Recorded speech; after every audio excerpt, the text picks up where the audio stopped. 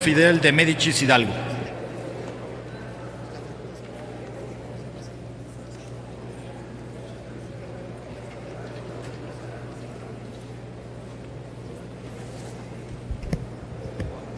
Muchas gracias, con su venia, compañero presidente, compañeros senadores, compañeras senadoras. Estamos frente a una reforma constitucional en materia laboral trascendental para la vida de los trabajadores y de las organizaciones sindicales. Los trabajadores a lo largo de la historia han dado luchas históricas por democratizar sus sindicatos. Tenemos que decir que a pesar de que se han logrado cambios trascendentales en los estatutos de algunos sindicatos, el control de los líderes charros a partir de prebendas y dádivas ha impedido que las instancias defensoras de los derechos laborales de los trabajadores se democraticen. Un caso emblemático es el del Sindicato Nacional de los Trabajadores de la Educación. Tristemente célebres líderes sindicales han pasado por este sindicato. Primero, Carlos Jungitud Barrios, después Elbester Gordillo Morales y ahora un traidor a la clase magisterial, Juan Díaz. Ninguno de estos líderes ha sido nombrado de manera democrática por los trabajadores. En 1992 acudimos con emoción los trabajadores de la educación al Auditorio Nacional, en donde se iba a debatir la reforma estatutaria más importante de nuestro sindicato. De los grandes logros de esta reforma es el voto universal, directo y secreto para nombrar a nuestros dirigentes. A pesar de que el segundo Congreso Nacional de los Trabajadores de la Educación mandató que esta fuera la forma de nombrar a los dirigentes, hoy hay un control charril férreo, difícil de romper por todas las componendas que existen al interior de nuestro sindicato.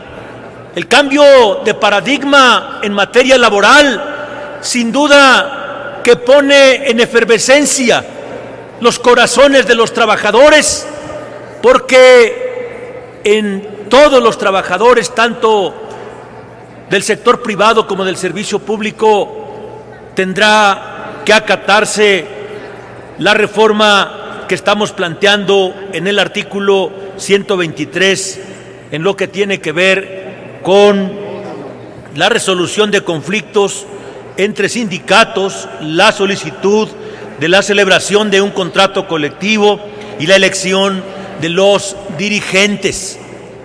Los que vivimos la experiencia del voto a mano alzada, por supuesto que celebramos que esta reforma se esté dando.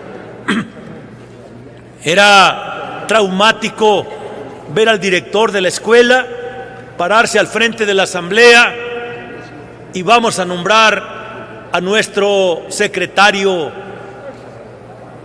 general de nuestra delegación, compañeros. Los que estén a favor, por favor, levanten la mano, y los que estén en contra, aténganse a las consecuencias, porque la represión va a ser brutal. Por eso esta reforma es trascendental, por eso esta reforma cobra valor y cobra trascendencia.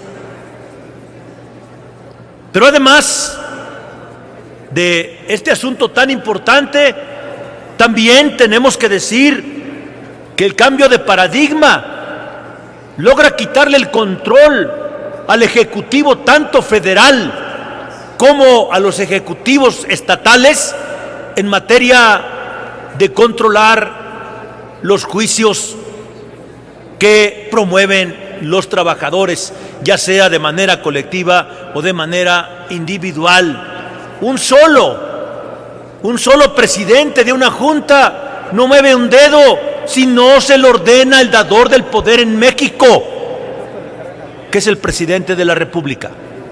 Un solo presidente de una junta local de conciliación no mueve un dedo si no se le ordena el dador del poder en el Estado, que es el gobernador en turno.